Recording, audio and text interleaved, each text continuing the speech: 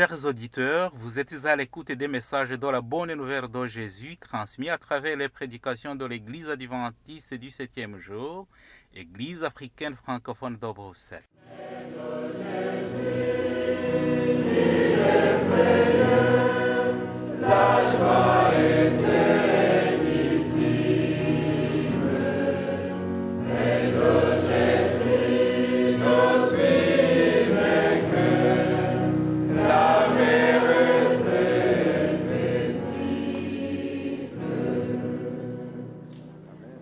C'est ainsi qu'a commencé la bonne nouvelle de Jésus-Christ, le Fils de Dieu.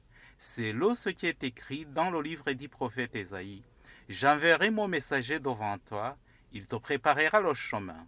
On entend la voix de quelqu'un qui crie dans le désert. Préparez le chemin pour le Seigneur, faites-lui des sentiers droits.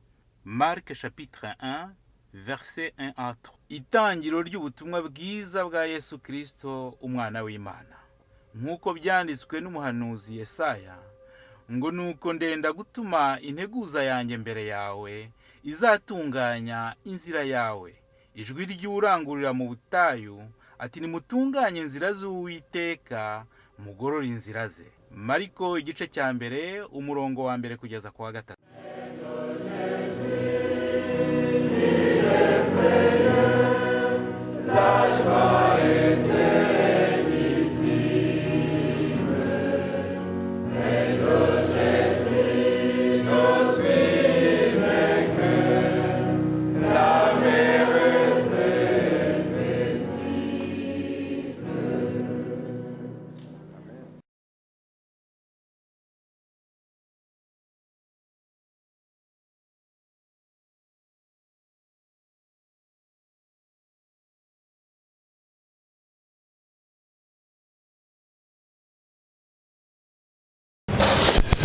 Soyez le bienvenu, chacun de vous. Murakaza neza. On reste à peu près chaque soir, je vois, autour du même chiffre, du même nombre. Nanone urabona yuko tungana na umubare wacu ungana n'uwabejo. On comprend ça. Hein? Sauf qu'il y a des nouveaux. Il y a des nouveaux. Les autres viendront encore. Ce ne sont pas les mêmes. Mais il faut comprendre que c'est le mois d'été. C'est le mois d'été. Oui, ni turi muri été cyangwa se turi mwiki turi ku mumesi. C'est le mois dans lequel chez les Belges blancs, il faut jamais faire quelque chose parce qu'il y a personne qui est là. Ils sont tous partis.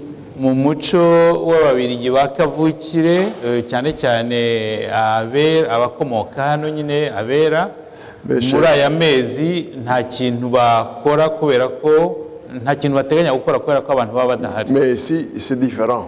Ariko muri twebwe nta biratandukanye. Maintenant je voudrais avoir celui d'hier. Ça va en saisir. Ça c'est pas moi cette image. Hein? Ça, c'est pas l'image de moi, ça. Non. Je pense que vous n'avez pas lancé le... Hein?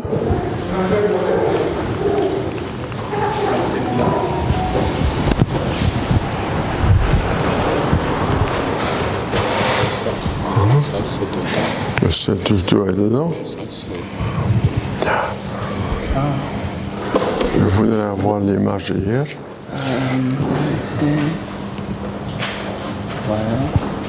Non, il ne marche pas celui-là. Il faut faire tout avec ici. Ah, ok. C'est ok, c'est ici. Ouais. Je voudrais avoir... Et voilà. Ouais, ah ouais, ouais. Celui-là, oui, le lendemain, oui, ça va. Et ça, il faut que ça disparaisse là. Okay, ça devait être... On commence celui-là. C'est en allemand, je ne sais pas. Ah, ça c'est celui-là. Pour avoir le grand, oui. Excusez-nous pour le... Voilà, maintenant on y est. Merci. Hein. Je suis un grand zéro dans tout ce qui concerne la technique. ntabwo byoroshye. Maintenant, pour ceux qui n'étaient pas là hier, Ku batari bari hano ejo, vu que le sujet est trop important, kubera yuko iki cyigisho et turimo dukurikirana ari ingenzi cyane, je l'avais dit hier, on va revoir brièvement ce qui a été dit hier. Brièvement. nk'uko nari nabivuze ejo, navuze ko turareba mu ncamake ibyo twari twabonye ejo. Vous voyez, quand on parle de Jésus, Murabona ko iyo bavuze Yesu, il y a trop de gens qui se moquent de cela. Jésus, qui c'est le petit Jésus, et on parle encore de lui un peu avec le temps de Noël. hari abantu ubona iyo bavuze Yesu bamusekera cyangwa se ugasanga barabyishongoramo cyane, bumva yuko ari ubonetse wese cyangwa ari akantu kabonetse yose, usibye mu gihe cya Noheli usanga ariho abantu batangira. Mais ce que je vous ai montré hier, c'est que Jésus est l'homme de la prophétie. Icyo nababwiye ejo ni uko Yesu ari umuntu wari warahanuwe. Et je voudrais vous rappeler Ndagira ngo mbibutse ce que j'ai bien montré hier, ibyo nerekanye ejo, la différence entre l'Ancien et le Nouveau Testament. itandukaniro ry'isezerano rya kera n'isezerano ry'ubu rishya. C'est surtout un tas de prophéties qui se trouvent dans l'Ancien Testament concernant Jésus. cyane cyane ubuhanuzi tubona mu isezerano rya kera buvuga kuri Yesu. Tout à l'heure, on va commencer aussi avec le début du Nouveau Testament. On va commencer tout à l'heure avec le début du Nouveau Testament. Noneho mu kanya karakurikiraho turareba noneho uko isezerano rishya ryatangiye.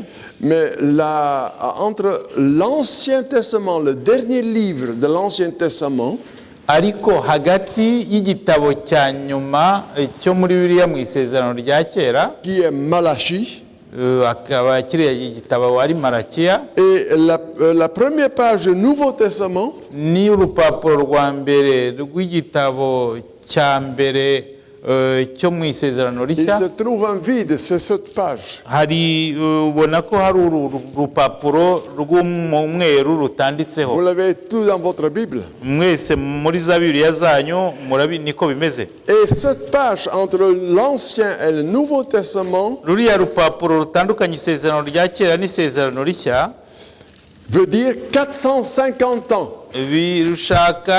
rwerekana cyangwa se rushushanya imyaka 400. Il n'y a rien qui a été écrit, qui a été dit. Hagati iyo myaka nta 400 nta kintu kigeze kivugwa kuri kigeze cyandikwa. Et les découvertes de la mer morte dans les années 1940. Mu 1940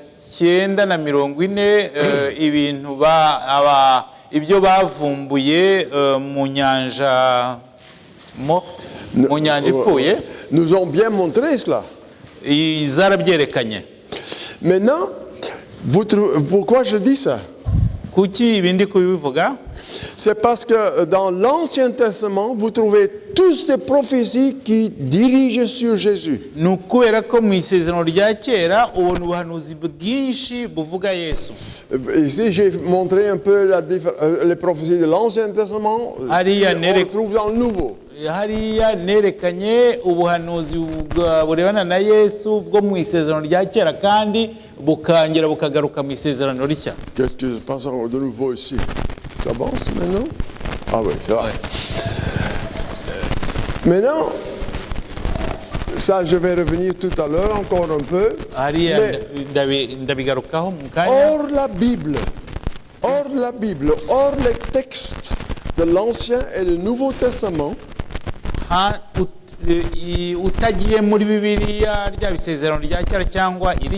vous trouvez beaucoup de preuves extra-bibliques de l'existence de Jésus.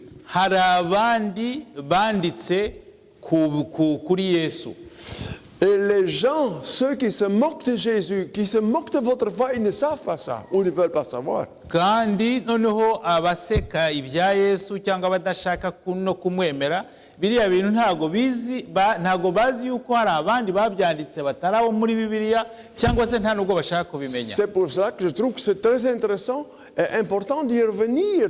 Niyo mpamvu mbona ko ari ingenzi cyane kongera kubigarukaho kuko ejo twabibonye. Justin Martyr, un des pères de l'Église qui a vécu à peu près 150 ans après Jésus. Uriya mugabo witwa Justin Martyr wabayeho mu myaka 150 nyuma y'ivuka rya Yesu. Il fait référence dans ses lettres des actes de Pilate. Mu byo yavugaga yanditsemo mu byo yandikaga yavuzemo ibikorwa bya Pilato. Dans lesquels sont mentionnés Jésus dans le temps de Pilate. Noneho ibyakozwe mu gihe Pilato yayoboraga. Malheureusement, les actes de Pilate sont perdus. Ikibabaje nuko biriya bivuga ibikorwa bya Pilato bitakiboneka byaheze. Mais le fait que Justin Martyr fait référence veut dire qu'ils ont existé et peut-être ils sont quelque part. Ariko kubera ko uriya mugabo yabyanditseho byashobora ko byaba biherereye ahantu. Le deuxième c'est Flavius Joseph, c'est un historien juif. Uriya mugabo witwa Flavius Joseph w'umuyahudi no inzobere mu by'amateka. Un homme qui est bien connu, c'est un historien des juifs. Arazwi cyane mu banyayisirayeli kuko ni umuntu uzwi cyane. Et dans ses livres, dans ses transmissions, il parle de Jésus. Mu byo yanditse cyangwa mu byo yanditse avugamo Yesu. Il y a deux autres, Pliny et Tacitus. Undi nuriya witwa Pliny noneho yandikanye cyangwa yari kumwe na Tacitus, qui ont vécu entre 100 et 200 ans après Jésus. bariya bagabo babiri bakaba barabayeho hagati y'imyaka 100 na 200 nyuma ya Yesu. Pliny était un sorte de gouverneur, un administrateur. Uriya wa mbere Pliny yari umutegetsi Qui avait une certaine responsabilité dans le territoire romain. yari afite inshingano mu buyobozi bw'abaroma. Et il demande dans une lettre écrite à l'empereur, noneho mu rwandiko yandikiye umwami w'abami, qui était Trajan, je suppose que c'était à ce moment-là, muri kiriya gihe, qui demande qu'est-ce qu'il doit faire avec ces gens qui s'appellent chrétiens, ceux qui ont suivi ce type Christus. muri urwo rwandiko yandikira umwami w'abami w'abaroma yabazaga icyo ashobora gukora cyangwa gukoresha abantu b'abakristo b'icyo gihe. Et Pilate était Tacitus, qui est un historien. Uriya rero Tacitus we yari umunyamateka cyangwa ari inzobere mu by'amateka. Il mentionne que dans ce temps, Pilate était préfet en charge de Judée. Noneho bavuga ko muri kiriya gihe cya Yesu Pilato yategekaga kariya gace ka Yudaya. Suetonius, qui fut aussi un historien, Nuriya ukurikiyeho wa kane Suetonius nawe wari inzobere mu mateka. il écrit dans ce document qu'il était un homme qui s'appelait Christus. Mu nyandiko ze yanditse ko hari umuntu wabayeho witwaga Kristo, auquel beaucoup de gens se sont joints. Beaucoup de gens se sont kandi joints. uriya muntu witwaga Yesu abantu benshi bakaba baramusanze cyangwa se baramuyobotse. Julius Africanus, qui vivait à Carthage, Uriya Julius Africanus wabaga i Carthage, c'est aussi un historien, nawe ni umunyamateka, un historien romain, ni umunyamateka, ni inzobere mu mateka, akaba kandi yari umuromani. qui parle de l'obscurité qui a eu lieu après la crucifixion à ce moment-là. Mu byo yanditse nawe yavuze icuraburindi ryabaye igihe Yesu bamubambaga.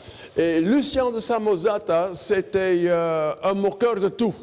Uriya rero Lucien de Samosata yari umuntu wasekaga ibintu Et byose. c'est lui qui va se moquer d'un certain Jésus, Jésus Christos. Noneho rero mu nyandiko ze wasangaga ari gukerensa cyangwa se ari kunegura no guseka no gusekera Yesu. Alors, vous voyez, il y a suffisamment de preuves extra-bibliques pour croire que Jésus a existé. Murabona rero yuko hari ibimenyetso simusiga byemeza yuko Yesu yabayeho, kandi ibyo bimenyetso simusiga bikaba biboneka mu nyandiko zitari iza Bibiliya. Maintenant, je vais aller plus loin, ça ne marche plus ici. J'ai besoin de l'assistance. Egide ngwino. Ouais, attendez, je dois maintenant sauter sur une autre. Maintenant, j'ai besoin... Non, j'ai besoin, ça c'est le deuxième. Sur quelle image? Attendez, j'ai besoin de celui-là. Non, qui génère juste celui-là. Celui-ci. Ouais, celui-là, ouais. Ouais, ça on y est.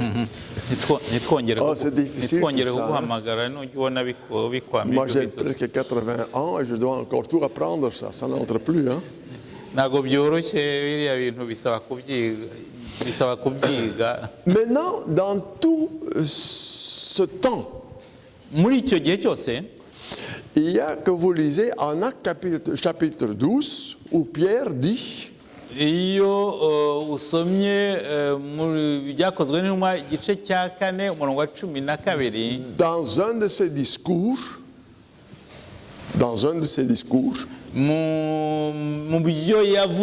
muri bimwe mu byo yavuze, il dit il n'y a de salut en aucun autre. Pawulo ko nta handi agakiza kaboneka, Car il n'y a sous le ciel aucun autre nom qui a été donné parmi les hommes par lequel nous devions être sauvés. kuko nta munsi y'ijuru nta rindi zina na rimwe ryera ryirabura ryatanzwe abantu bashobora gukirizwamo mu isi. Maintenant, c'est facile quand nous lisons ça. Biratworohera kubyumva iyo turimo tubisoma. Et on parle maintenant, dans notre temps, de 2019. Hein. Kandi turi kubivuga tukanabisoma turi mu mwaka w'ibihumbi 2019. Et on parle peut-être, on entend peut-être de beaucoup de protestants, toutes les églises différentes, l'église catholique, vous avez le bouddhisme, vous avez je ne sais pas combien d'idées. Kandi bikavuga hirya no hino mu matorero anyuranye. Mais dans le temps de Jésus, Ariko mu gihe cya Yesu il était un tas de religions hari amadini menshi dans lequel Jésus est né et grandi. noneho akaba Yesu yavukiyemo kandi akuriramo. Et c'est pour ça que j'ai marqué religion du temps. Noneho ni hariya avuga ngo amadini y'igihe C'était premièrement la religion ou la culture du temps était imprégnée par le hellénisme, par la pensée grecque. hariya muri kiriya gihe wasangaga ibitekerezo by'abagiriki ari byo byacengeye abantu cyangwa se byakwirakwiye, ainsi que la mythologie égyptienne. kimwe n'imico n'ibitekerezo by'abanyaegiputa. Et j'ai mis entre parenthèses, ici c'est Apis, Sérapis. Vous voyez là, hein? Ici c'est ces deux-là. Pourquoi je l'ai mentionné? Eh bien, eux, ils avaient une mythologie de la création de tout.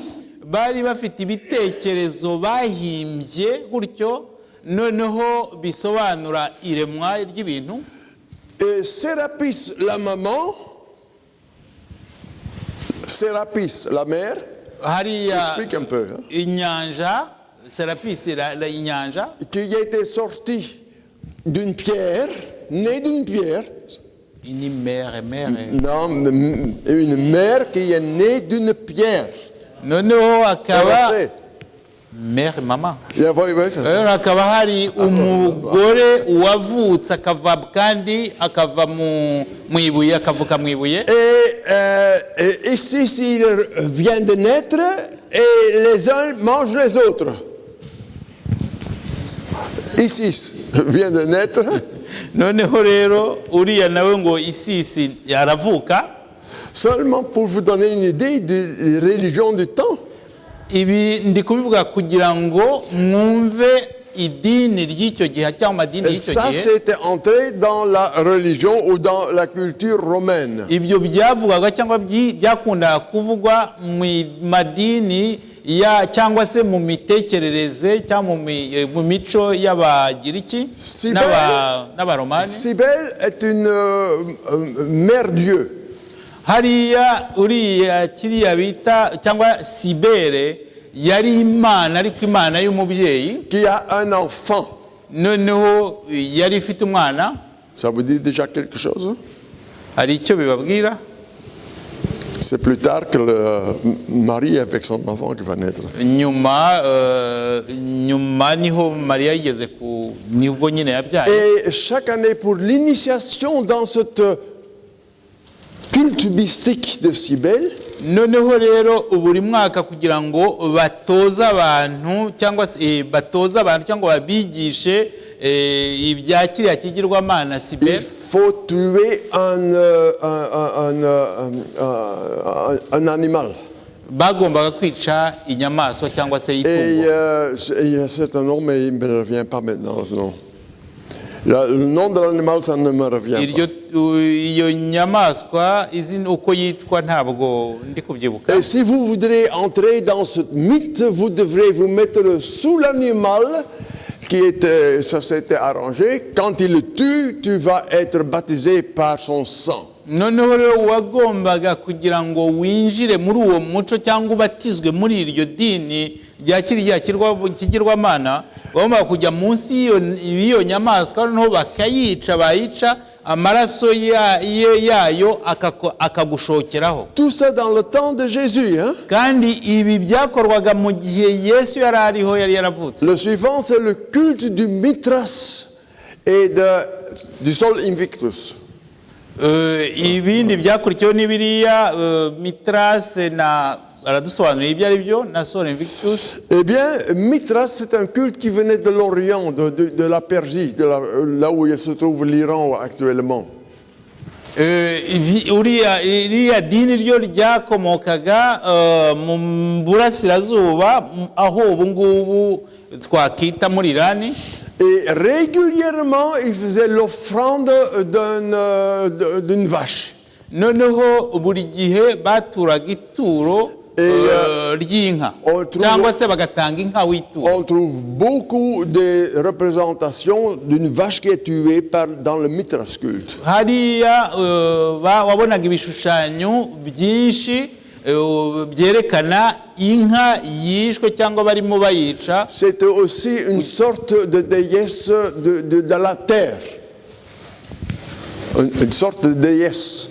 Nabwo cyari ikigirwamana cyangwa se imana y'ingore, ikigirwamana cy'ingore. Chaque année, buri mwaka le 25 décembre, ku itariki ya 25 z'ukwa ça vous dit aussi quelque chose? Le 25 décembre, il faisait la fête ku itariki ya 25 bakoraga umunsi mukuru que Mithras et le soleil survivait et recommençait à naître. Kugira ngo kiriya kigirwamana hamwe n'izuba byongere bivuke bushya.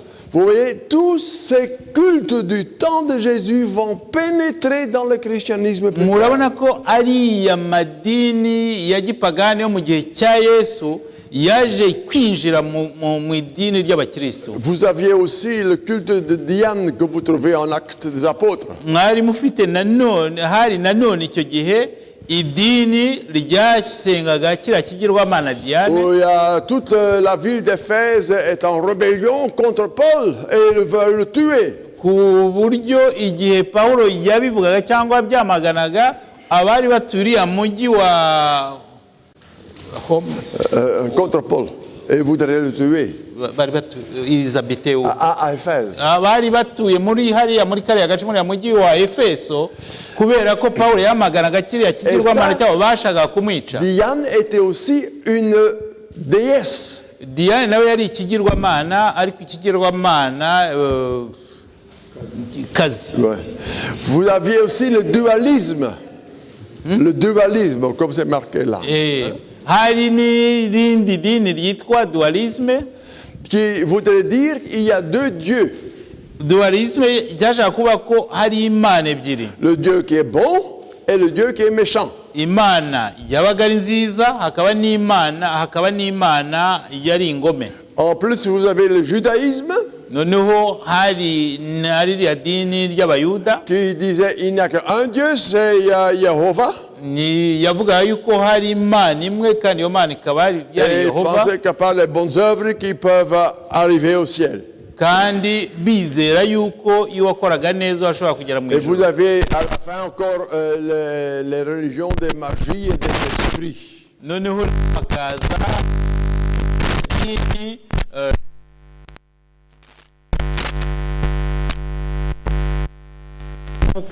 Que vous trouvez aussi dans les actes des apôtres. tubona no mu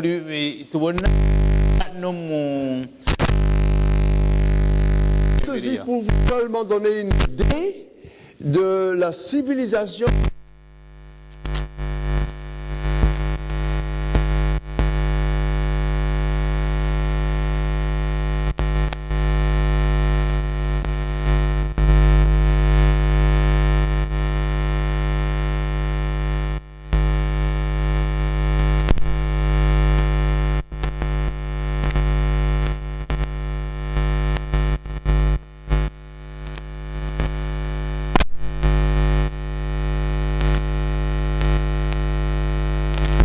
biriya nabyo twabibonye ejo, Que depuis les temps anciens, Jésus est annoncé.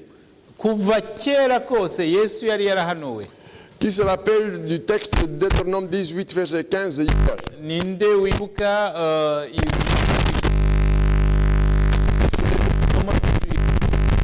C'est là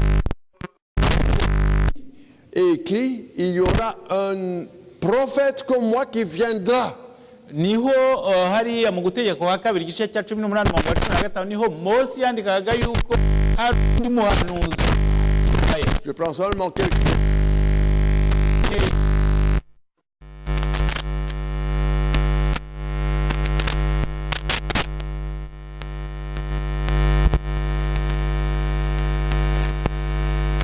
Aho havugwa aya magambo ngo mana kuki wandetse. En Zacharie 11, Muri Zekariya igice cya 11 vous trouvez, ceci, 600 ans avant Jésus, hein? kandi igitabo cya Zakariya cyandikwaga cyangwa se yabayeho mu myaka 600 mbere ya Yesu. À quel prix Jésus va être vendu? Tubonamo igiciro cyangwa ikiguzi bagomba guha uwagombaga kugambanira Yesu. Et quel était le prix? Vous savez? Icyo giciro, icyo kiguzi cyarangahe? 11 pièces d'argent. 11 ou 30. Hein? 11 ou 30. 11. Oui, maintenant, c'est 30, pardon. Je fixe sur le 11 là-bas. Ibice 11 by'ifeza. Et qu'est-ce qu'on allait faire avec ces pièces d'argent comme Judas allait les retourner? Biriya bice by'ifeza bari bahaye Yuda byakoze. Je vous ai montré que Jésus est annoncé qu'il allait naître à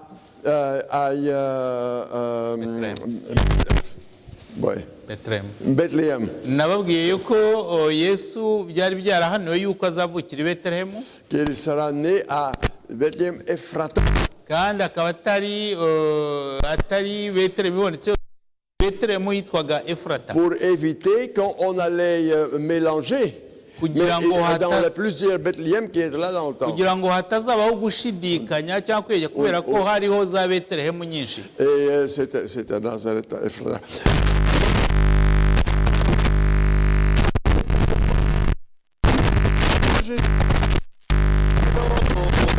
Ibyerekera cyangwa kuvuga kwa Yesu byabonekaga mu isezerano rya Et kera. la grande prophétie en Daniel chapitre 9, verset 24. noneho ubuhanuzi bukuru tubona muri daniyeli igice cya 9 umurongo wa 24.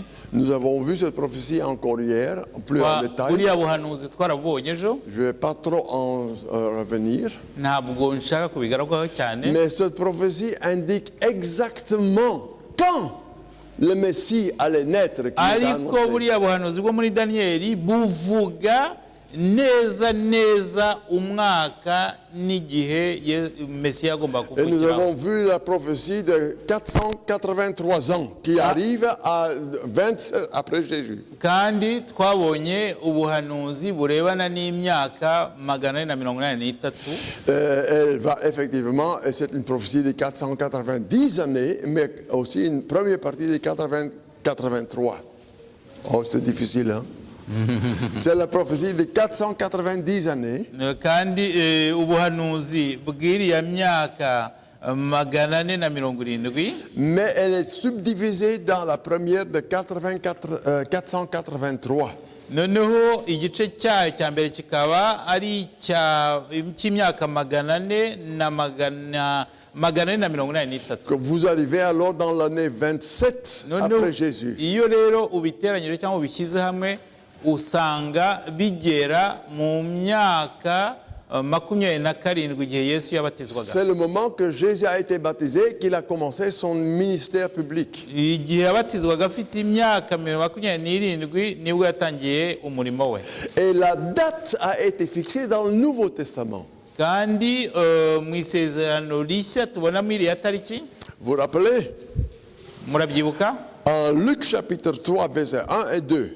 muri Luka, mu gitabo cya Luka igice cya 3 umurongo wa 1 n'uwa 2. Vous avez la généalogie de tous les rois et gouverneurs qui régnaient au moment du baptême de Jésus. hariya tubonamo urutonde rw'abategetsi bo muri icyo gihe igihe Yesu yabatirizwagamo. Et là, vous pouvez voir exactement que c'était dans l'année 27. kandi iyo ubikurikiranye ukabisuzuma ubona yuko byose biriya byabaye cyangwa se bihuza no mu mwaka wa 27 nyuma y'ivuka rya Yesu. Et à la suite de cette prophétie, icyakurikiye hanyuma buriya buhanuzi, les Juifs, dans le Talmud, dans leurs commentaires sur les Saintes Écritures, abayuda igihe bandikaga basobanura isezerano rya kera cyangwa se ibyanditswe je kera, vais essayer de vous traduire ça. Il est dit que les os et les mains et les os de mes doigts byanditse ko amagufa yanjye n'intoki zanjye n'ibiganza byanjye périront, décomposeront de celui qui ose tourner les pages du livre de Daniel, qui ose tourner les pages du livre de Daniel, umuntu uzagerageza guhindagura impapuro z'igitabo cya Daniyeli, et ainsi trouver le temps de Daniel. Le temps du Messie. muri uko kugerageza gushakashaka muri izo mpapuro n'umuntu akabona icyo gihe cya Daniyeli, akabona igihe cya Daniyeli, Et que la mémoire de cet homme qui fait ça périsse pour toujours. la mémoire. La mémoire de cet homme qui fait ça. kandi noneho ubwonko cyangwa se ibitekerezo by'uwo mugabo uzakora ibyo ngibyo Périr. azapfa. Maintenant, il y a autre chose. Et là, maintenant, ça devient difficile. Mais je vais essayer de le faire facile. Hein. Oui, c'est bien. Vous connaissez tous, on connaît tous le roi David. mwese muzi umwami Dawidi. Et c'est à David, qui vient de Juda, qui a été fait la promesse suivante. uriya mwami Dawidi wavukaga muri Yudaya niwe wahawe iriya sezerano. Ta maison et ton règne seront pour toujours assurés. inzu yawe n'ubwami bwawe buzahoraho. Et ils disent à plusieurs reprises, je n'ai que copié ici certains là. kandi bagenda babisubiramo. En Samuel, celui-là en Jérémie chapitre 3. hariya hari muri Samweli igice cya 7:16, noneho turi muri Yeremiya igice cya Où Dieu 32. dit, David ne manquera jamais, où je suis là, David ne manquera jamais un successeur assis sur le trône de la maison d'Israël. hariya muri Yeremiya igice cya 33:20 bavuga yuko Dawidi atazigera abura umusimbura cyangwa se umukurikira. Et le suivant, c'est en psaume, où Dieu dit, muri Zaburi 89 iriya 33. je tiendrai mon alliance et je ne changerai pas ce qui est sorti de mes lèvres. ntabwo nzahindura isezerano ryanjye kandi ntabwo nzahindura ibyavuye mu kanwa kanjye. Et où il dit, sa postérité subsistera toujours. abamukomokaho bazabaho igihe cyose. C'est-à-dire, Jésus doit sortir de la ligne de David biriya directement. bishaka kuvuga ko Yesu yagombaga kuva mu bwoko bwa cyangwa se mu gisekuruza cya Dawidi cyangwa se mu bakomoka kuri Dawidi. Maintenant, quand vous lisez, et ça devient maintenant intéressant, hein? iyo musomye Quand vous lisez en Matthieu chapitre 1 iyo musomye muri Matayo igice cya mbere et en Luc chapitre 3, no muri Luka igice cya 3, en Matthieu, vous pouvez faire ça à la maison, hein? muze kubisoma mugeze mu rugo. En Matthieu commence avec Abraham et il va à Jésus. noneho muri Matayo bahera kuri Aburahamu bakagera kuri Yesu. Luc commence avec Jésus et il remonte, si vous voulez, à la ligne pour arriver à Adam. noneho muri Luka igice cya 3 we bahera kuri Yesu bakagenda bakazagera kuri Aburahamu, noneho bakazamana bakagera ndetse no kuri Adamu. Oui, ça c'est la grande différence entre la généalogie de Luc et de Matthieu. niho igisekuruza cyangwa ibisekuruza byanditswe na Luka bitandukanye n'ibyanditswe na Matayo. Pourquoi ils ont fait ça? Kuki bakoze biriya? Quand vous lisez maintenant en Matthieu, iyo usomye muri Matayo vous trouvez le problème suivant. muhura n'ikibazo, C'est qu'ils vont manquer dans la ligne de Matthieu. ni ukubona muri kiriya gisekuruza biriya bisekuruza byanditswe Tous na les rois sont Matayo mentionnés, ubona ko abami bose bari bahari, mais on ne va pas trouver Joram, Ahazia, Yehoja et Amazia. Ça sont bariya ba peut-être différents rois. Yoramu Ahaziya ntabwo babonamo. Mais ils sont enlevés. Et pourquoi? Kuki bavuyemo? Eh bien, ça c'est maintenant une partie de l'histoire que peut-être vous ne connaissez pas dans la Bible. Ndenda ni birebana n'amateka. Ahab était marié avec qui? Ahabu yari yarashakanye nande? Comment s'appelle cette femme? Jezebel. Jézabel. Yari Jézabel venait d'où? d'Égypte. Jézabel. D'Égypte. Non, non. Jézabel, c'était une païenne de Sidon. Yezebeli yakomokaga mu bwoko bw'Abasidoni, muri Sidoni, ubwoko bw'abapagani bwa Sidoni. Et c'est finalement elle qui va changer l'histoire. Noneho uriya Yezebeli niwe wahinduye amateka. D'ailleurs, elle est de nouveau mentionnée dans le livre d'Apocalypse. Hein? Umuntu yongera kumubona mu gitabo cy'ibyahishuwe. Maintenant, Jézabel avait une fille. Yezebeli yari afite umukobwa. Elle avait beaucoup d'enfants. Hein? Il y a 40 à 70 enfants qu'elle avait. Yari afite abana benshi kuva hagati ya 40 kugera kuri 70. Au moins qu'Ahab avait tellement. Ahab avait 70 enfants. Non, ntabwo ari Yezebeli ahubwo ni Ahabu wari ufite hagati y'abana 40 n'abana 70. Si c'était tous de Jézabel, je ne sais pas. Icyo ntahamya ni uko bose bari baravutse kuri Yezebeli. Mais il était une fille. Hari umukobwa muri abo bana, hari umukobwa umwe. Cette fille, elle est mariée avec un fils d'un des rois de Juda. noneho uwo mukobwa we yari yararongowe n'umwe mu bami b'Ubuyuda. Son nom c'est Atalia. Noneho uwo mukobwa yitwaga Ataliya. Vous voyez, vous avez Ahab qui est marié avec Jézabel. Murabona kuri kiriya gishushanyo Ahabu yarongoye Jezebeli.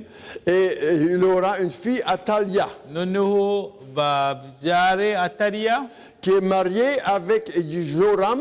Dans votre Bible, c'est Joram. uzarongorwa na Yoramu. Il y a beaucoup de Joram comme roi dans cette histoire. Ariko mu mateka ya Bibiliya tubonamo abami benshi bari bitwaga Yoramu. Et Joram est son enfant. Noneho Yoramu akaba yarabyawe na Ataliya. Mais il y a non. un coup d'État. Un coup d'État à Israël. Ntabwo Yoramu yabyawe na Ataliya, ahubwo Yoramu yari umugore wa nako yari umugabo wa Ataliya. Noneho hariya muri kiriya gihe habaye gufata ubutegetsi ku ngufu. Et vous savez, Israël a été scindé en deux. Le royaume du nord et le royaume du sud. Uzi yuko ubwami bwa Isirayeli bwari bwacitsemo kabiri, hari ubwami bw'amajyepfo n'ubwami bw'amajyaruguru. Maintenant, quand il y a un coup d'État qui se passe, qui est fait par Jéhu. Jéhu était son nom. Noneho rero muri kuriya gufata ubutegetsi hari uriya Yehu. Jéhu. Et il va tuer toute la ligne presque de Ahab. Noneho Yehu afashe ubutegetsi azica yishe abakomokaga bose kuri Ahabu. Mais dans cette histoire, vous trouvez, quand vous lisez en 2 Chroniques, vous trouvez que Joram était devenu ami de Jehoram, de l'autre Joram. Noneho iyo usomye muri Bibiliya cyane cyane mu guteka kwa kabiri ubona yuko Yoramu yari yarabaye inshuti ya Yehoramu.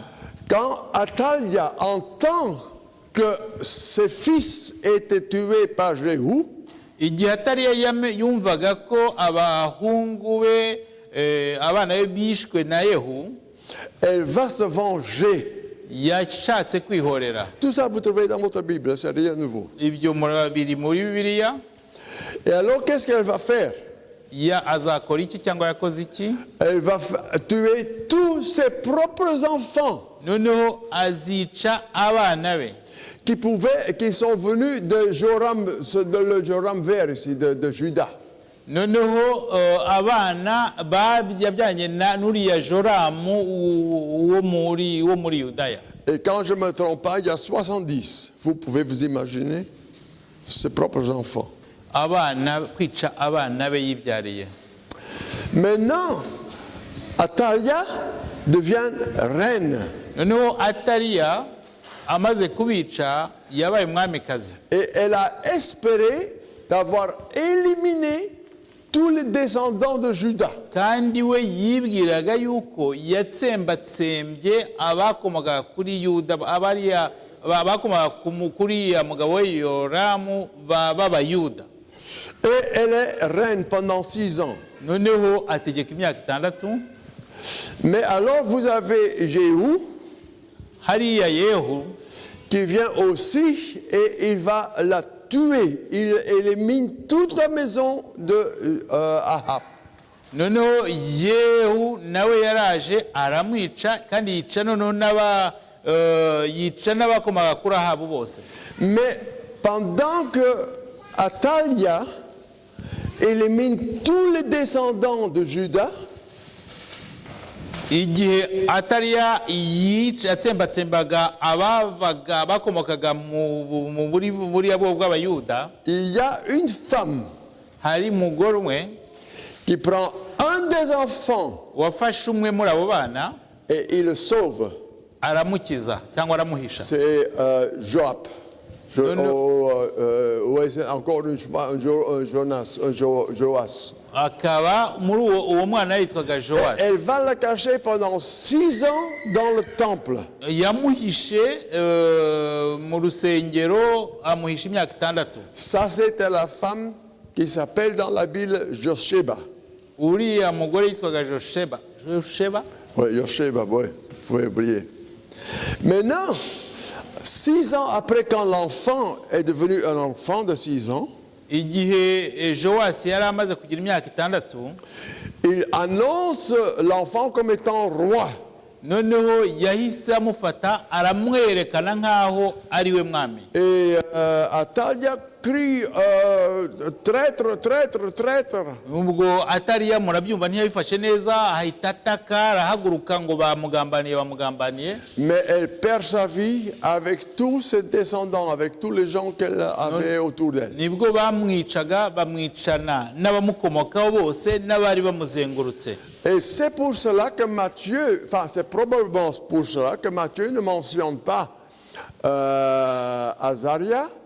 Akaba byashobora ko ariyo mpamvu Matayo atigeze avuga Azariya, Amasa et Joram. Il ne mentionne pas. ntavuge Amasa na Yoramu, Parce qu'ils étaient très méchants. kubera ko bari abagome cyane. Et probablement Matthieu n'a pas voulu les mélanger dans la ligne royale.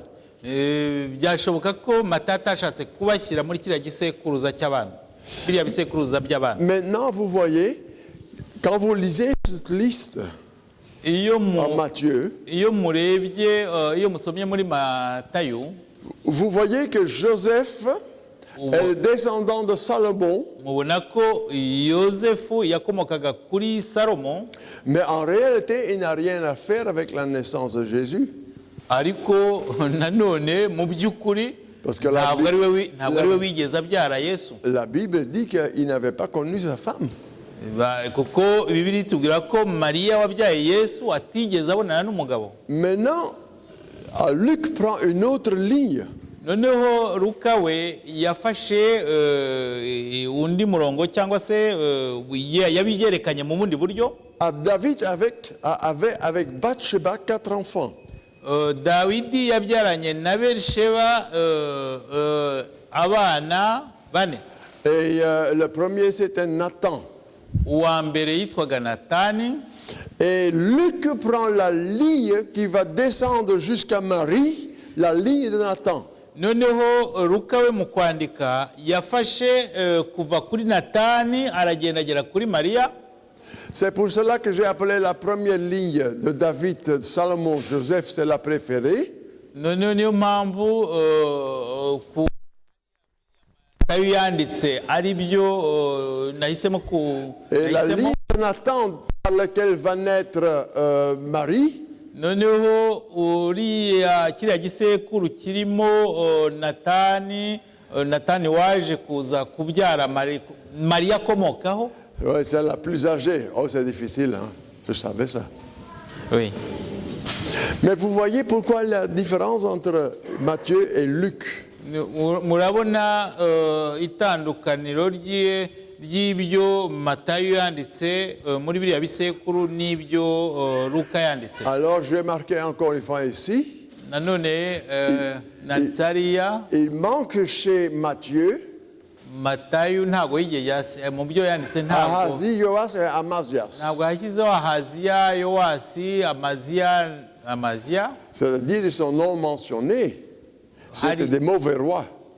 Ntabwo yabashyizeho ko bari abami babi. Là, à côté, j'ai encore une fois mis la carte de Samarie, le royaume du nord, et là, vous avez le royaume du sud. Hariya kiriya gishushanyo ni igihe ubwami bw'Abanyayisiraheli bwari bwacitsemo kabiri, hari Yudaya, hari n'abandi bo mu majyaruguru. Pourquoi j'ai voulu vous montrer ça? Kuki nashatse kubabwira ibi cyangwa kubereka Car ibi? vous voyez ici comment Dieu travaille. Iyo ubonye uko Imana ikora, Il avait dit à David, il ne te manquera pas de successeur. Le Messie vient de toi. yari yarabwiye Dawidi yuko mu bamukomokaho atazabura umusimbura mu bamukomokaho. Bon, ici j'ai encore une fois mis la mère Atalia, mère de Josias, il périt toute la race royale de la maison de Judas. Hariya ni biriya bisekuru bikomeza biza Ataliya nk'uko twabibonye. Et j'ai voulu vous montrer ça pour vous montrer que Satan échoue.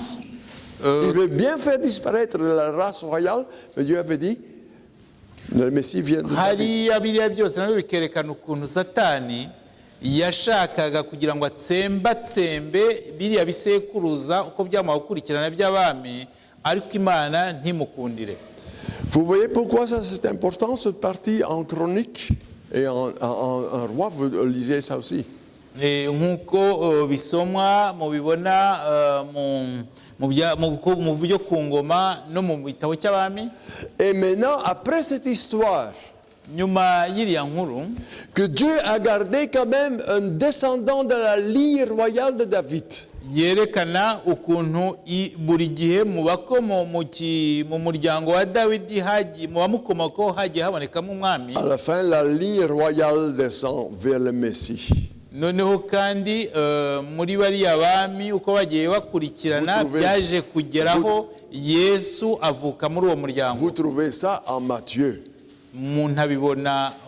mushobora kubibona muri Matayo. Mais le Satan recommence. Satani yongeye kugerageza. Parce qu'il veut de nouveau tuer le fils de David. Le descendant de David, il veut le tuer. Et comment il va faire? Hérode veut tuer tous les premiers-nés à Bethléem. Hérode amaze kumva ko Yesu yavutse yishe aba imfura zose z'abahungu. Et dans la nuit, il y a l'ange qui lui dit, va en Égypte. Muri iryo joro nibwo marayika abonekeraga Yosefu aramubwira ngo jya muri Egiputa. C'est drôle d'histoire, hein? Ni inkuru ishekeje cyangwa se ibabaje. Auparavant, ils étaient en Égypte comme esclaves. Le peuple d'Israël était en Égypte comme esclave. Mbere muzi ukuntu abanyayisirayeli bari imbohe muri Egiputa. Maintenant, Dieu dit, va pour fuir de ce sanglant dictateur.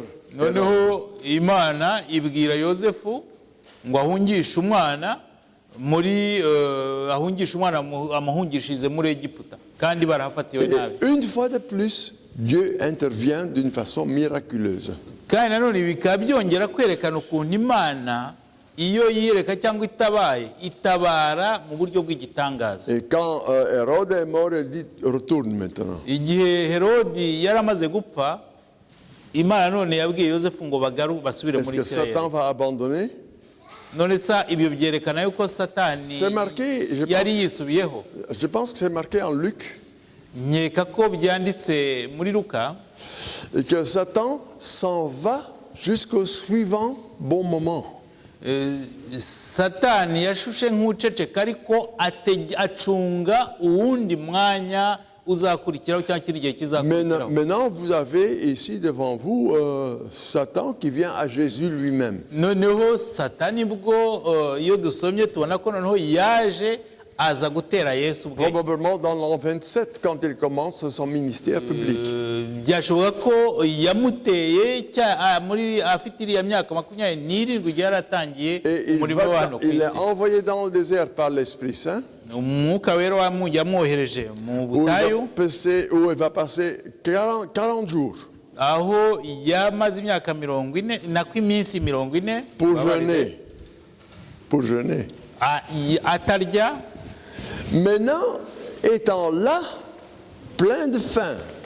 Ari hariya mu butayu nyuma y'iyo minsi 40 atarya yarashonje cyane. Le Satan vient à lui et dit mais pourquoi tu souffres? Nibwo Satani yamusangaga amubwira ati urababarira iki cyangwa kuki wibabaza? Dis simplement à ces pierres qu'ils deviennent des pains. Wowe fatari amabuye uyabwira hinduka umutsima. Comme ça tu auras à manger. Icyo gihe urarya. Maintenant, est-ce que Jésus avait pu faire ça? Yesu byarabibyumviye. Il avait pu faire, il avait le pouvoir de le faire. Yashoboraga kubikora kuko yari afite ubushobozi bwo kubikora. Mais il ne le fait pas. Ariko ntago yabikoze. Et c'est là la grande différence. Aho iryo niryo tandukaniro. Qu'est-ce que vous alliez faire quand vous avez faim? Iyo mushonje mubigenza mute? Qu'est-ce que moi j'allais faire quand j'ai faim? Iyo mba ngewe nari nshonje nari kubigenza nte? C'est la même chose avec Jésus à la croix, hein? C'est la même chose avec Jésus à la croix. Il y a plein de gens qui se moquent de lui. hari abantu Descends de la croix. hari abantu benshi bari bamukobera bamuseka bati va ku musaraba. Avait-il pu le faire? Il avait le pouvoir. Ndetse yashoboraga kuva kuri uriya musaraba, yashobora kuhava kuko yari afite C'est ubushobozi. pour cela que ces tentations sont beaucoup plus fortes que les nôtres. Niyo mpamvu biriya bigeragezo yahuye nabyo bikomeye cyane kurenza ibyo twebwe duhura nabyo. Hein, c'est ici que j'ai marqué la tentation au désert. Elle était plus forte que les autres. Niyo mpamvu hariya nanditse yuko kiriya kigeragezo yahuye nacyo mu butayu kirengeje ibindi byose. Et mes chers amis, ça revient, c'est marqué en Apocalypse 12. Nanone byongera kugaruka mu byahishuye igice cya 12. Malheur à vous, terre et la mer. Ngo muzabona ishyano Car le diable est descendu vers vous. muzabona ishyano abatuye isi no mu nyanja kuko satani yabamanukiye Animé d'une grande colère, sachant qu'il a peu de temps. kandi afite uburakari bwinshi azi ko asigaranye igihe gitoya. Vous savez, ça c'est quelque chose. Icyo ni ikintu Il gikomeye. revient. Aragaruka Quand il a échoué chez Jésus en Luc, igihe yari amaze gutsindwa ashuka Yesu là qu'il a dit. muri Luka. que Luc écrit, le diable s'en allait jusqu'à un autre moment opportun. Luka yandika ko satani yahise ahunga ariko ategereza uwundi mwanya, ubundi buryo cyangwa ikindi gihe. Est-ce que nous sommes attaqués aujourd'hui par le diable? Tuterwa na satani muri iyi minsi. 2000 ans plus tard, Imyaka 2000 nyuma, le diable n'a pas abandonné. ntabwo satani yigeze amanika amaboko cyangwa Il a yigeze ari ku mugambi we. essayé de détruire le peuple de Dieu. Yakoze uko ashoboye kose buri gihe agerageza gutsembatsemba ubwoko bw'Imana. Les serviteurs de Jésus, il a essayé pendant 2000 ans de les effacer. Abakozi intumwa za Yesu yagerageje kubica bose, Et il n'a pas réussi. ariko ntabwo yabibashije. Mais le diable, il est très malin. Ariko satani ni indyarya, azi Et c'est ubwenge, ça notre problème. niho habereye ikibazo. Les attaques modernes du diable, Noneho uburyo atera bugezweho j'ai mentionné quelques-uns. nafashe mu uburyo bumwe mu bwo Pourquoi je commence akoresha avec mu Freud? bugezweho. Pourquoi je commence avec Freud? Kuki ntangire kuri ya mugabo witwa Fred. Est-ce qu'il y a quelques-uns des jeunes qui ont appris de lui dans la philosophie? Hari mu basore hari abize uriya mugabo Fred mu ntuza mu mashuri mu masomo yabo, C'est pas grave. niba nta Mais 16e, 17e siècle, ça a commencé avec lui. Au 16e, 17e siècle, ça a commencé avec lui, avec Freud. biriya yabayeho mu kinyejana cya 16 cya 17. Et dans un de ses livres, il raconte une histoire. Noneho mu bitabo bye yanditse yabaze inkuru yavuzemo Histoire qui inkuru est actuelle jusqu'à aujourd'hui. Histoire qui est actuelle jusqu'à aujourd'hui. kandi iyo nkuru yanditse na n'ubu iracyagezweho, iracyasomwa. Il raconte l'histoire d'un homme qui le matin, en plein soleil, sort de sa maison avec une lanterne.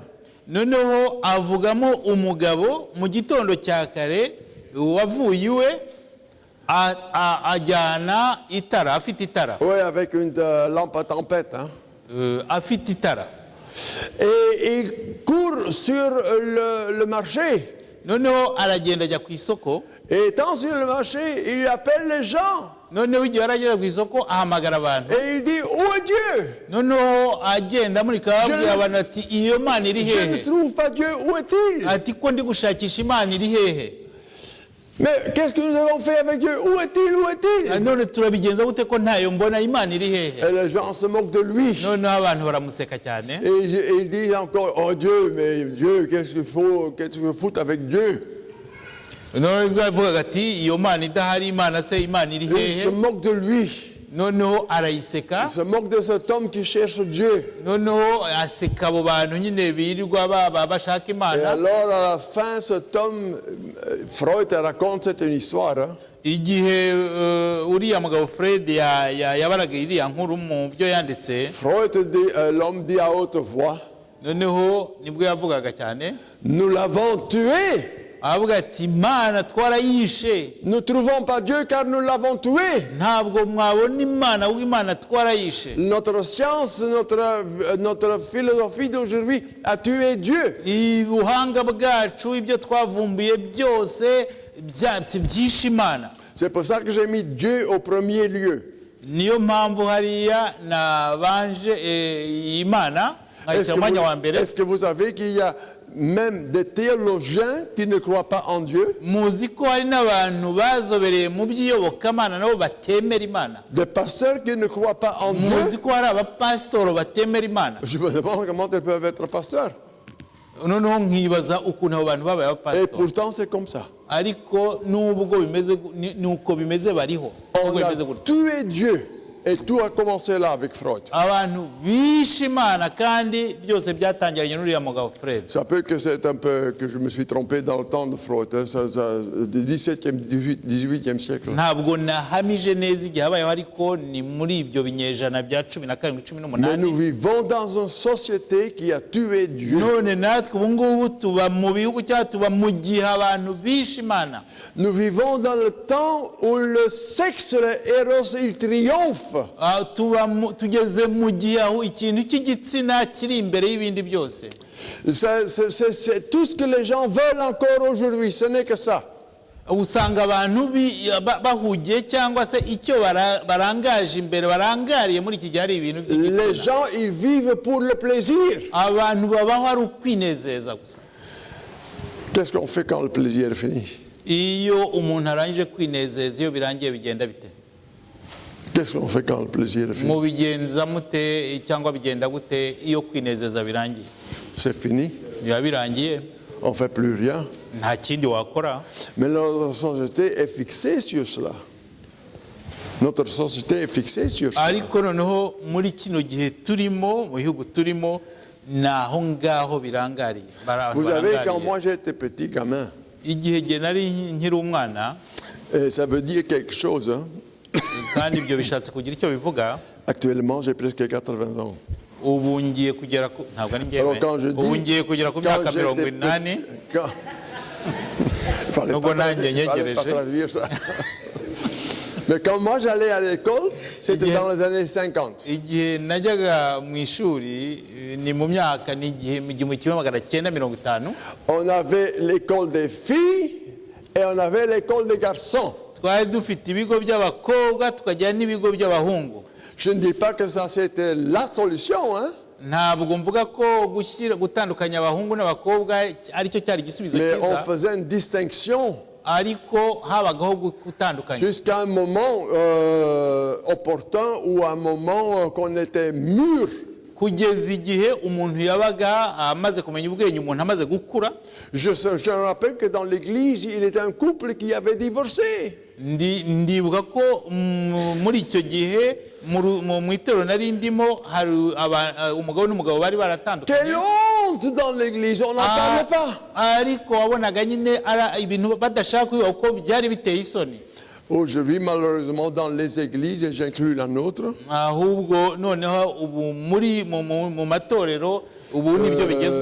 le mariage et le divorce, c'est commun. Ubona yuko gutandukana ari ibintu rusange, ibintu byeze. Maintenant, on a même changé l'œuvre de Dieu. Noneho ahubwo banahinduye n'iby'Imana, amategeko y'Imana. Dieu avait créé Adam et Ève. Imana yari yaremye Adamu na Eva, un homme et une femme.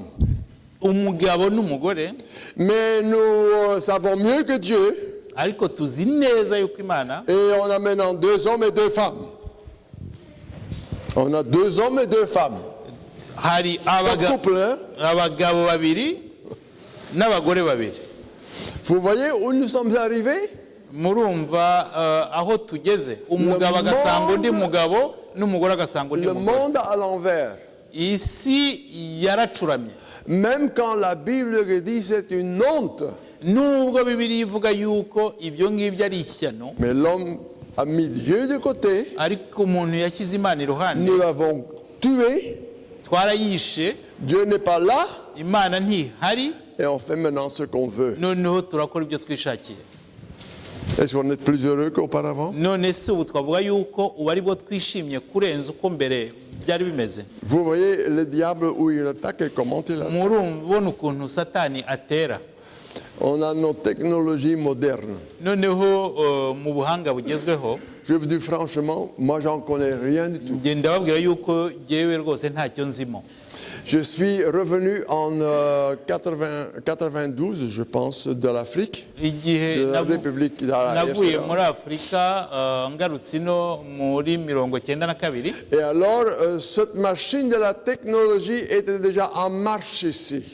Iri terambere rero hano nibwo ryari ririmo rikora cyangwa se rigezweho. Et j'ai dit non, depuis, il faut que j'apprends ça. Noneho nibwo nibwiraga ndavuga nti ibi bintu ngoma nanjye Il y a un kubyiga. jeune qui a prêté son ordinateur. Nibuka ko hari umusore wantije mudasobwa ye, J'ai appris à écrire une lettre sur un ordinateur. noneho ntangira kwiga kwandika ibaruwa nkoresheje ordinateur. Après, il est venu le GPS, hein, Noneho la nyuma, navigation. c'est très récent GPS. Ouais, GPS, ouais. Noneho GPS yaje nayo kiriya cyuma kiyobora abantu aho banyura iyo bari mu modoka cyangwa n'amaguru, cyerekana imihanda cyangwa Même cyerekana sur un inzira. GPS, je ne peux pas me confier. Ahubwo na n'ubu ngewe kiriya cyuma nubwo kiyobora abantu sinkizera. J'ai appris à voir sur une carte où se trouve le lieu où je dois y aller. Natojwe kandi namenyereye gukoresha ikarita ishushanyije hari aho mbona aho ndi kwerekera, Pour être sûr d'y arriver. kugira ngo nizere ko ndahagera byanze bikunze. Vous savez, on a notre technologie moderne. Muzi yuko hari ubuhanga bugezweho, Il y a beaucoup de bon dans ça. Hein? Faut pas le muri négliger. ibyo bintu bavumbura bigezweho harimo Qu'est-ce que ibyiza. j'allais content là quand j'étais dans la brousse africaine d'appeler ma femme en disant ça me va bien, mais là j'étais parti pour 1-2 semaines et je n'avais pas de contact. Hein. Nk'ubu tuvuge nkiri muri Afurika yena umugore wanjye naragiye mu biturage kugira ngo umugore wanjye amenye aho mperereye byari ikibazo, ariko ubu ngubu biroroshye kugira ngo abantu babashe kuvugana. Vous savez, mais notre technologie moderne, le dernier que j'ai lu, je lis encore parce que j'en comprends rien. Bon, ibyo mperutse gusoma mu byagezweho ndasoma n'ubu ndasoma, C'est que nous sommes arrivés à l'âge des robots. nuko twageze mu myaka yo gukora nk'ibimashini cyangwa se nk'ibimashini biri aho ngaho. Dernièrement, j'ai vu un cartoon. Tu sais ce que c'est un cartoon? C'est un jouet, Ouais, un jouet, acteur, ouais, un ouais, acteur. Ubushize hari umuntu bakoze ukina imikino cyangwa amasinema, Et il était marqué en dessous. noneho munsi ye banditseho, Excusez-moi, hein? Excusez-moi. mumbabarire, Quand on fait le sexe avec le robot, noneho mumbabarire yongeye kureba arrivé là. abantu umuntu ari gusambana n'ikimashini kiri aho. les gens sont fixés sur eux et rien que eux. Abantu ubona bihuye barireba, nta handi barireba gusa. Le Dieu d'aujourd'hui, Imana ya kino gihe c'est pas seulement le sexe, c'est pas seulement la technologie moderne, ntabwo bayigize igitsina, ntabwo bayigize iri terambere gusa, mais aussi c'est le foot. nanone ahubwo n'uriya mukino w'amaguru. Les gens sont fixés sur cela. Abantu bahugiye muri biriya, barangariye biriya. Quand vous voulez aller faire une étude biblique un jour qu'il y a le foot, ils n'ont pas le temps. Ushatse kujya kwigisha abantu ngo mwigane Bibiliya umunsi hariho umupira w'amaguru, bakubwira ko nta gihe Et bafite. même nos propres membres, quand il y a réunion de prière, pendant qu'il y a le foot quelque part, ils ne peuvent pas venir. N'abakristo bacu ubwabo iyo hari umunsi w'amasengesho wahuriranye n'umupira w'amaguru ntago bayazamo. J'ai fait un peu de promenade cet après-midi. Muri uyu munsi mu gicamunsi natembereye, Et je vois là un t-shirt noneho mbona agapira, avec l'image de Maradona là-dessus. noneho Vous connaissez Maradona? kanditse kariho ifoto ya Maradona, Et en bas, il était marqué Maradona Dieu. noneho munsi y'iyo foto ya Maradona hari handitseho Imana. Je dis, c'est pas possible ça. nibwo navuga nti ibi Et ntibishoboka. vous allez sur Internet chercher Maradona, il se marque comme étant Dieu. Ugiye kuri interinete ukandika ugashakashaka Maradona wasanga bamwita Imana. L'homme a remplacé Dieu. Umuntu yasimbuye Imana. Le postmodernisme, ça c'est j'entre maintenant dans l'église. Le postmodernisme, c'est là. Noneho rero noneho iterambere rirushijeho. Nous sommes arrivés dans les églises, et j'inclus la nôtre, Noneho ngeze muri bibi byageze mu itorero où il est dit, il n'y a rien qui est en absolu. ngo nta kintu kiri ihame. Jésus, tu peux le croire si tu le veux, Imana Yesu ushobora kumwizera yiba ubishaka, mais ce n'est pas un absolu. Hein. C'est pas ariko absolu. ntabwo ari ihame. La crucifixion, tu peux le croire si tu veux. Kuba baramubambye ushobora kubyemera kubyizera, À quoi bon? Parce que l'homme fait son propre salut. ariko se ushobora no kutabyizera kubera ko umuntu agakiza ni aka buri muntu ku giti cye. La création, tu peux le croire, hein, mais c'est impossible en 6 jours. Irema ushobora kubyemera ubishatse, ariko biragoye kugira ngo Imana ireme mu minsi 6. Tu peux le croire, mais ce n'est pas absolument comme ça. Hein. Il y a beaucoup dans nos églises. Ushobora kubyemera ariko ntabwo ari ihame. Ibyo ndi kuvuga ubona hari abantu benshi mu itorero ryacu babivuga gutyo. Où ils croient qu'un jour de création, c'est un grand million d'années. Aho nabo bahamya cyangwa se batekereza yuko umunsi umwe w'irema ungana uhwanye n'imyaka miliyoni runaka. On donne les preuves de la science. Mu buhanga cyangwa se mu buhanga, Mais les preuves de la Bible, ils laissent de côté. Elles sont plus iyo scientifiques. bagiye mu bintu by'ubuhanga ibyo muri Bibiliya babishyira iruhande. Je vais vous donner un exemple Reka mbahe urugero, qui ne vient pas de moi, que j'ai lu quelque part. ntabwo urwo rugero ari nge narubonye cyangwa byabaye ahubwo narukuye ahantu. Nous avons tous une matière grise. Twese dufitiwe ubwonko. C'est quoi votre matière grise? Votre cerveau. Ubwonko bwanyu ni iki? Ou notre cerveau. Cyangwa se ubwonko bwacu On y pense avec, hein?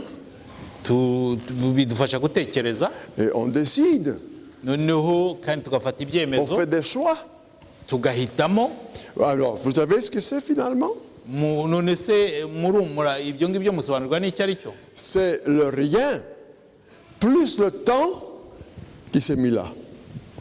Le rien. Le rien, C'est- rien du tout. Le rien. Bon, ni ubusa uteranya n'igihe. Ouais, vous avez compris? Mais... Plus le temps. Hein? Ouais, Le rien plus le plus temps. le temps. Ça m'a donné mes cerveaux, vous pouvez croire ça? Noneho rero bikajya mu bwonko. Alors imaginez-vous, je vais encore dire une chose très un peu hors du commun, parce que Nanone personne ne veut le dire, ose le dire. ngiye gutinyuka kuvuga yenda ikintu kidasanzwe nanone. Quand je suis au lit la nuit,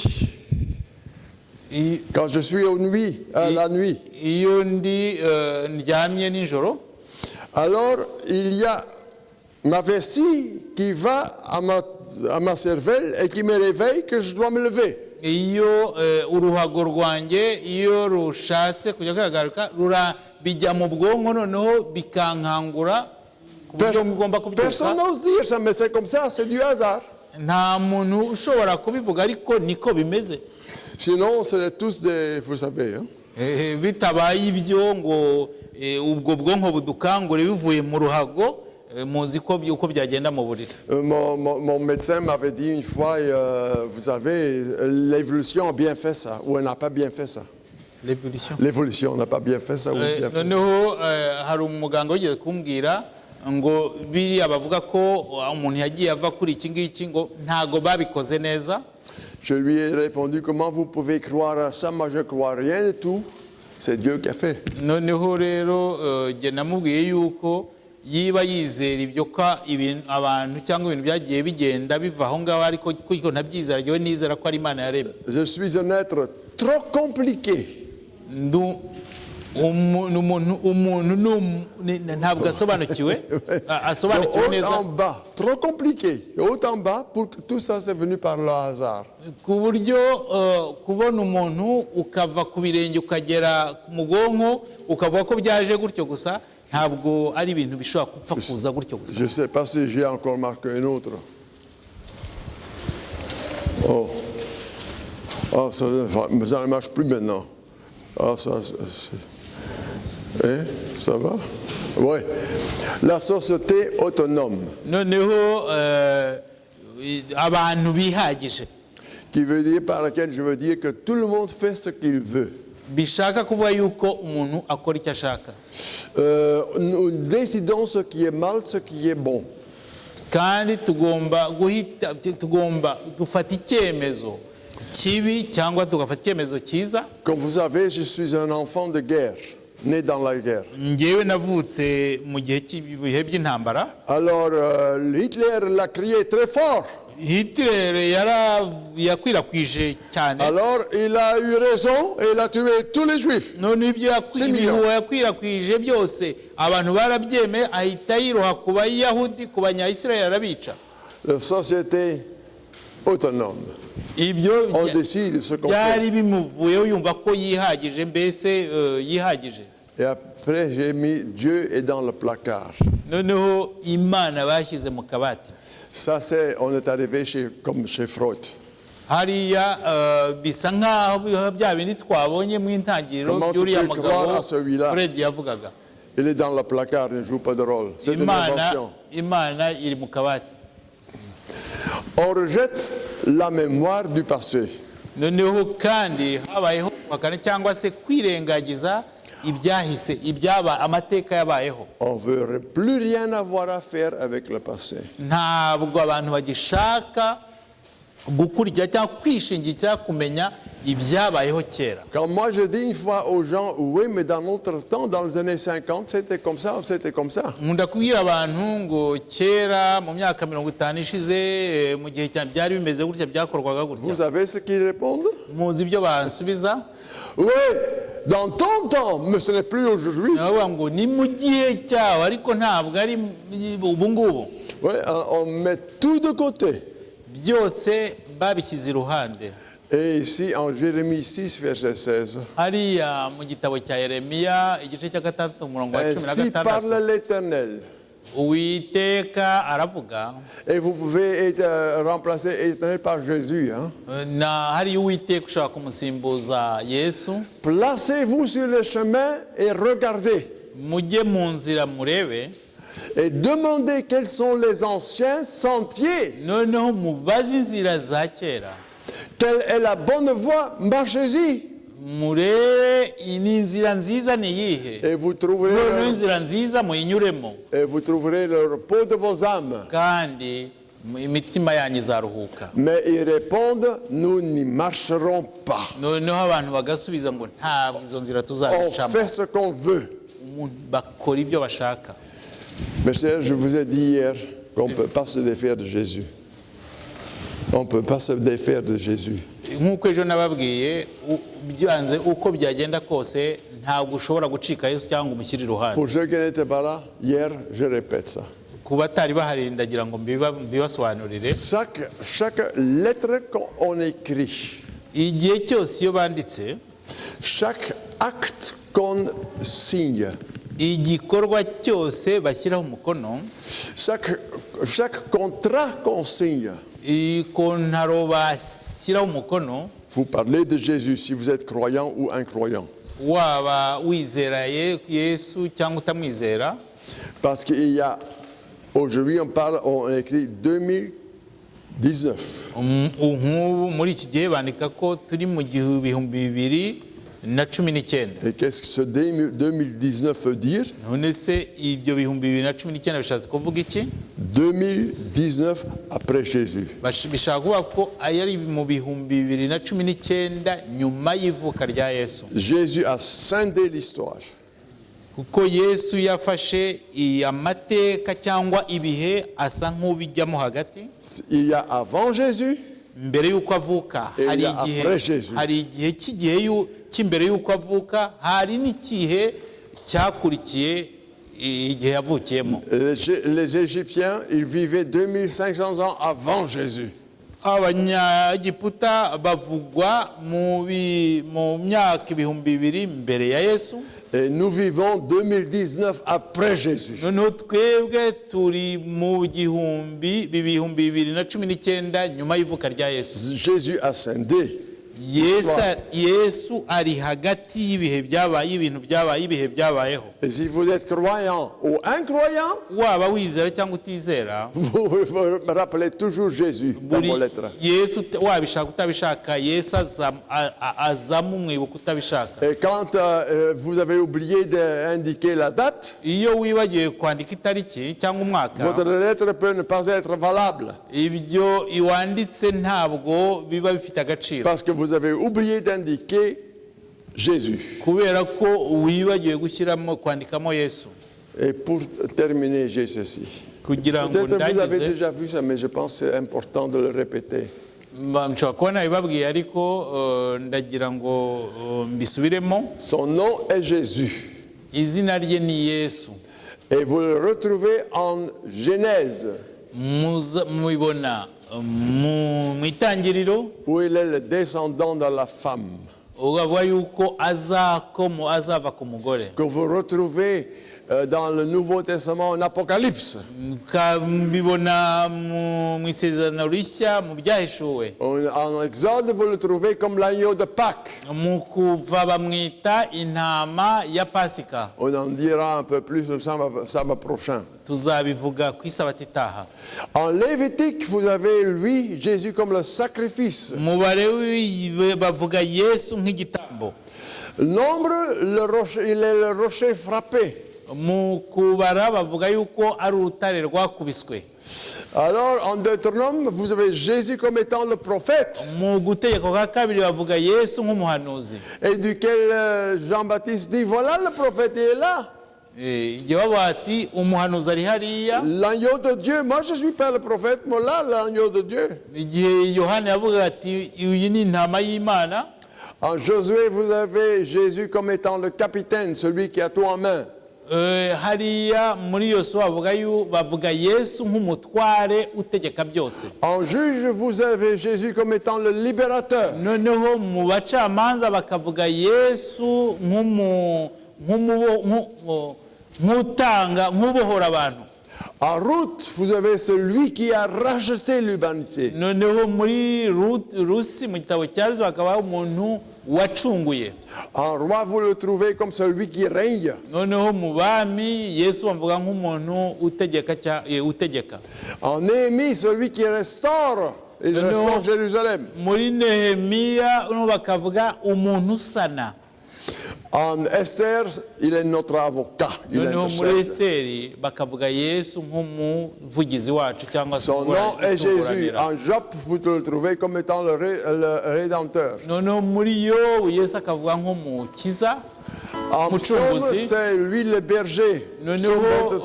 Noneho muri Zaburi bakamuvuga nk'umushumu. En Proverbe, il est la sagesse. Noneho mu Migani bakavuga umuntu umunyabwenge. En Ecclésiaste, il est le but. Noneho mu mubwiriza bakavuga ko ari we ntego. En Cantique des Cantiques, il est l'époux. Noneho mu kandike ni mu ndirimbo, indirimbo za Salomo bakavuga yuko ari umukwe. C'est un livre magnifique de le lire. Je voudrais que vous le lisez une fois avec votre femme. Abashakanye muzasomane kiriya gitabo. Dans les prophètes, c'est celui qui vient. Noneho mu bahanuzi bavuga yuko mu bitabo by'abahanuzi, biriya bitabo tubona biriya by'abahanuzi bavuga yuko Yesu ari ugiye kuza. Dans les évangiles, il y a celui qui est homme Dieu. Noneho rero hariya mu butumwa bwiza tubona mu isezerano rishya bavuga Yesu nk'umuntu mana. Dans les actes des apôtres, c'est le ressuscité. Noneho mu byakozwe niho bakavuga ko ari uwazutse. Dans les épîtres, c'est la tête de l'Église. noneho muri ziriya nzandiko zanditswe na ziriya ntumwa bakavuga yesu nk'umutwe w'itorero. Et dans l'Apocalypse, celui qui est digne. Noneho mu byahishuwe bakaba ko ari ukwiye. Mes chers, Jésus est celui qui est l'homme le plus important de la Bible. Mubona yuko Yesu ari umuntu w'ingenzi cyane kurenza abandi bose muri Bibiliya. Et la Bible dit Jésus-Christ est le même hier. Bibiliya ikatubwira yuko Yesu ari ntahinduka uko yarari ejo et éternellement. N'uyu munsi niko ari kandi niko azahora. Il ne change pas. Ntahinduka. Et c'est pour cela que Jésus est tellement important dans notre vie. Niyo mpamvu Yesu ari ingenzi cyane mu Et buzima. Jésus est tellement important dans nos églises. Dans nos églises. Yesu ni ingenzi cyane mu matorero yacu. Qu'il est important dans nos sociétés. Kandi ni ingenzi muri bihunugo byacu mu buzima bwacu tubamo. Il nous montre le chemin. Atwereka inzira. Comme nous avons vu, il dit restaurer les chemins anciens. Kandi akaba ashaka kubyutsa no gusana inzira za kera zahozeho. Il y a un risque que dans toutes les églises, n'importe quelle dénomination, mu matorero yose ayo ariyo yose mu madini yose, qu'on relativise le tout. Igihe bakerensa byose bakabifata nkaho boroshya byose. Jésus n'est plus important. Yesu bakamugira nkaho atakiri ngombwa. Il y a une nouvelle théologie. Noneho hari uburyo bushya bwo kwigisha yokamana. Il y a une nouvelle culture. Byazanye undi muco mushya. Et Jésus doit s'adapter à notre culture. Noneho bavuga ko Yesu ari ugomba kugenda nkuko tugenda. Eh bien, quand on veut devenir aujourd'hui homosexuel, eh bien Dieu va s'adapter à nous. Nukuba yuko umuntu iba ashaka kuba umutinganyi, iyo ashaka kuba ngiye kuvuga ngo igitsimbanye. Nukuba ko yiba Yesu ashaka kuba umutinganyi, nako iyo umuntu ashaka kuba umutinganyi, Yesu agomba kuza akihuza nawe akabyemera uko biri. Et c'est là qu'on voit à quel point l'Église, la société s'est éloignée de Jésus. Naho rero bigaragara ukuntu abantu bagiye kure ya Yesu. Mais lui, il est le même hier, aujourd'hui et demain. Uko yahoze niko ari nako azahora. Que le Seigneur vous bénisse.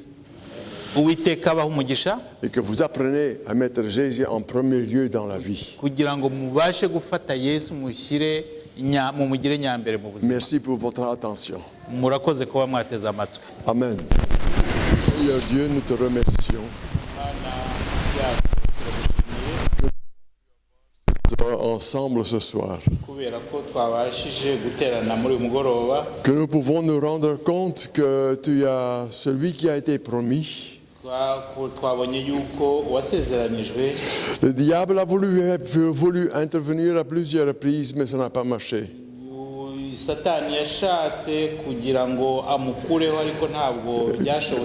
Car tu veux que chacun de nous soit sauvé.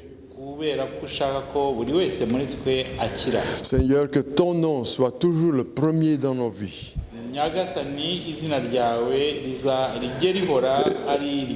que nous pouvons rendre ton nom connu parmi les gens. Nous vivons dans une société qui semble perdue.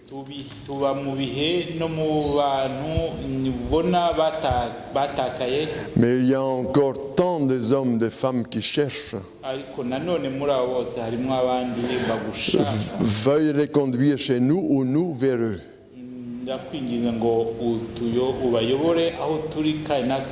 Seigneur, que tu sois avec chacun de ces personnes présentes ici. Qu'ils peuvent se rendre compte de l'importance de toi.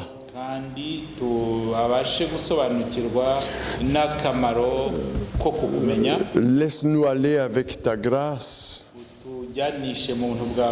avec ta paix, mahoro yawe avec ton amour. no mu rukundo rwawe Et amène-nous ici ensemble. kandi udushyire hamwe Mercredi soir, kugira ngo nous t'en prions en ton nom. tuzongere guhurira hano ejo bundi twese hamwe tubigusabye mu izina ryawe Amen. amen